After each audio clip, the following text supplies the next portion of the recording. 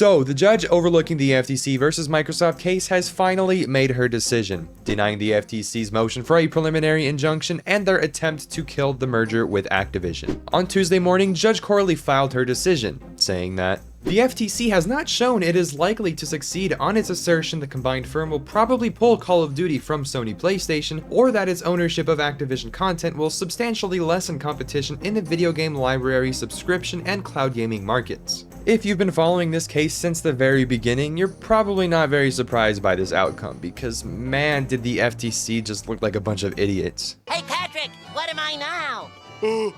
Stupid? No, I'm... The FTC. What's the difference?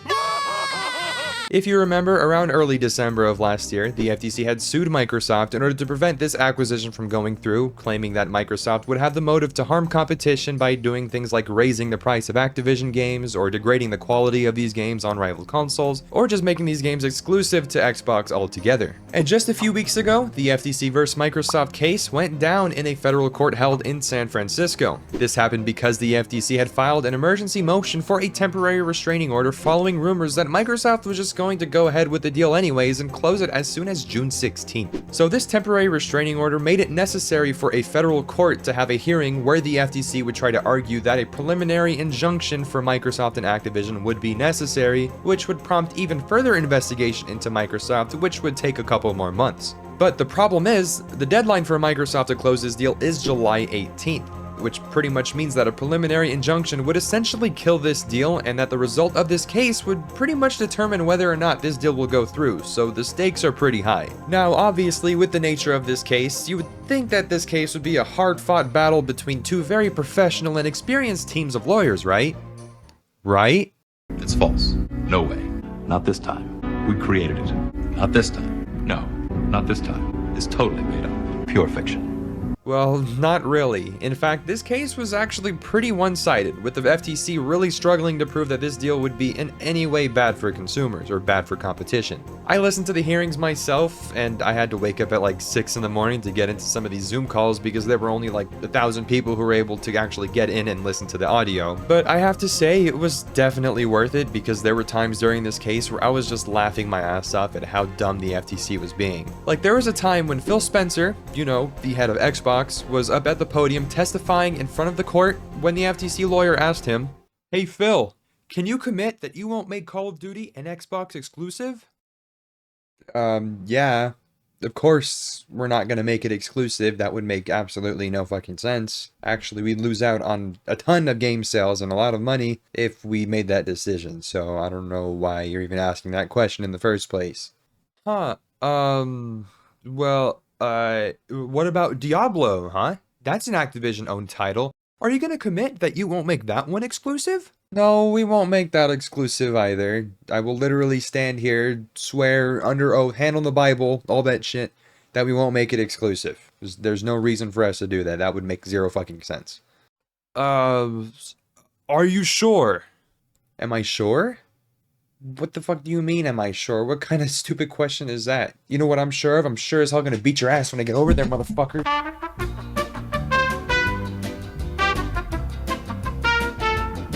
Like, what kind of lawyer is this? I've listened to a few court cases, including the Johnny Depp and Amber Heard case, and even Amber Heard's lawyers seemed more legitimate than the FTC's. Like, the FTC is a government entity. They are literally hired by the United States government, and they are paid with our taxpayer money, and this is all we get? I mean, like, what kind of lawyer gets shown out in court, and then results to going, "Oh, are you sure?" Like, where did the FTC find its lawyers, at a fucking McDonald's job fair? At some point during the closing arguments of this case, the judge was trying to ask the FTC which Xbox exclusive franchise that's currently in Xbox's library of games is comparable to COD, and do you want to know what the FTC lawyer responded with? He said the franchise that's most comparable to COD, that is an Xbox exclusive franchise, is Elder Scrolls.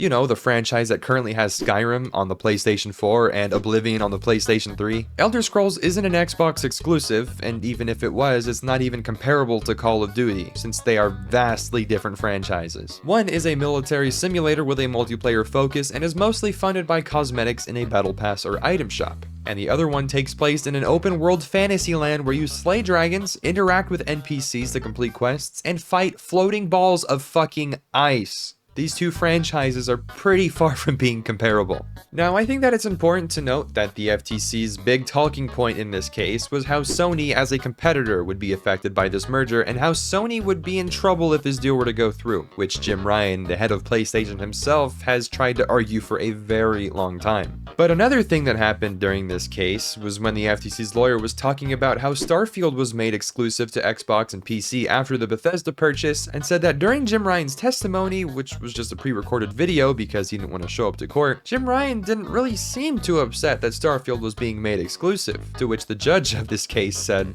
well, that's because they do the same thing. They also have exclusive titles. Earlier in this case, the FTC lawyer was switching up his strategy, saying that this case isn't just about full foreclosure, like making a whole game exclusive to certain platforms, but also about partial foreclosure, like limited time exclusivity deals, like early access betas or console exclusive bundles and all that. To which the judge said, wait, you mean like what Sony does with Activision? Yeah, because where have I seen something like that before? You know what? Let's see. Oh, I don't know, how about this?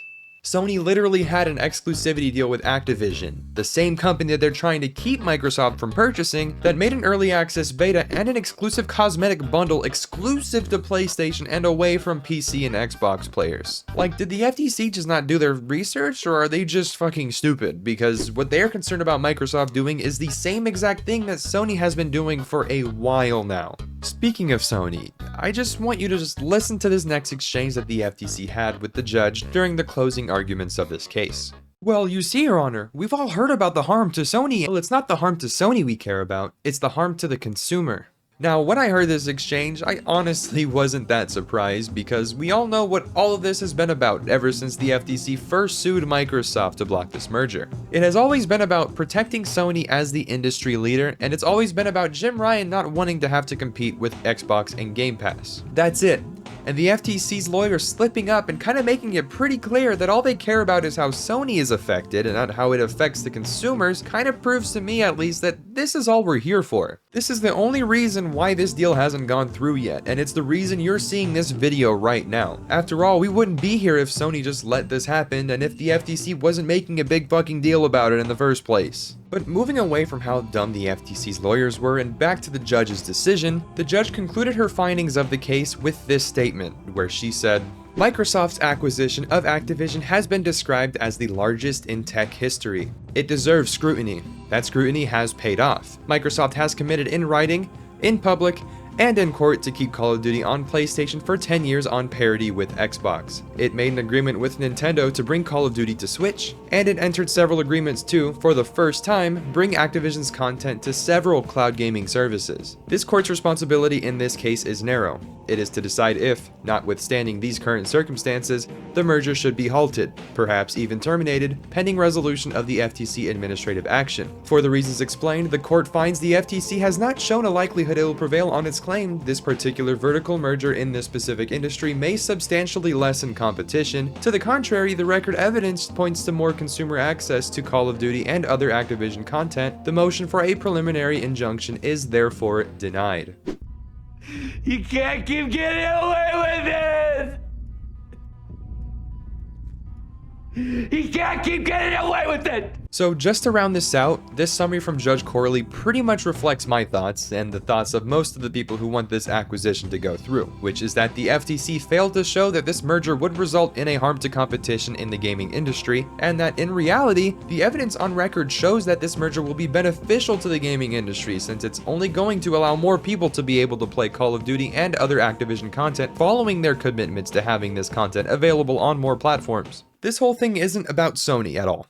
It's about letting consumers have more options and for the industry to grow and evolve. Now, after the judge's decision became public and everybody found out about it, most people, I would say, including me, have been celebrating. Because, if I'm gonna be honest, like, look at this picture and tell me that this doesn't look exciting, to say the least. I mean, come on. But when I say most people are celebrating, it's because there are also a lot of people, PlayStation fanboys, that are going absolutely apeshit on social media right now. Like, some people are going full coping mode and trying to argue that the judge was biased because her son worked for Microsoft, even though the FTC knew this and still chose to file the case in a district where this specific judge resides. And you even have some people who are making death threats to the judge, like, first of all, what the fuck is wrong with you? And second of all, get out of your little echo chamber that is the console war, and realize that Jim Ryan isn't your fucking dad. Another thing is that this deal isn't through just yet, since Microsoft still has to negotiate with the CMA to get a remedy figured out, since the CMA had blocked the merger earlier without even talking to Microsoft about a solution to the problem they had with cloud gaming. But there's already some talk about Microsoft currently working with the CMA to work on a remedy, or just a divestiture that will allow the CMA's concerns with the deal to be resolved, whether those concerns are legitimate or not, considering the specific concern that they had, or have,